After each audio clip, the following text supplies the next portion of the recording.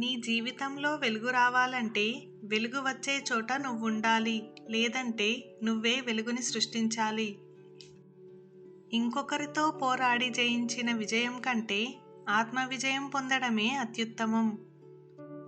డబ్బు కంటే ఎక్కువగా శరీర ఆరోగ్యాన్ని రక్షించుకోవాలి. ఎందుకంటే శరీర ఆరోగ్యం పాడైన తర్వాత డబ్బు కూడా దానిని తిరిగి రక్షించదు. ఒకరి జీవితం కోసం నువ్వు పాటుపడకపోయినా పర్వాలేదు, కానీ వెన్నుపోటు పొడవకుండా మాటలు అనకుండా ఉంటే చాలు.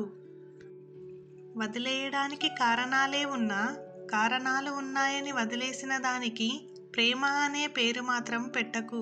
ఎందుకంటే ప్రేమ ఎప్పుడూ కలిసి ఉండడానికి కారణాలు వెతుకుతుంది తప్ప విడిపోవడానికి కారణాలు వెతకదు. ఎదురుగా ఉన్నది యముడైనా ఎదురించి నిలబడు. అతనికి కావలసింది నీ మరణమైనా తెగించి నిలబడు. కష్టం ఎవరు కొనేది కాదు, ఆనందం ఎవరు అమ్మేది కాదు. జీవితమిచ్చే అనుభవాలే కష్టసుఖాలు, అంతే. ఇనుమును ఎవ్వరూ నాశనం చేయలేరు, తనకు పట్టిన తుప్పే దానిని నాశనం చేస్తుంది. అలాగే మనిషిని కూడా ఎవరూ నాశనం చేయలేరు, అతని చెడు ఆలోచనలే అతన్ని నాశనం చేస్తాయి.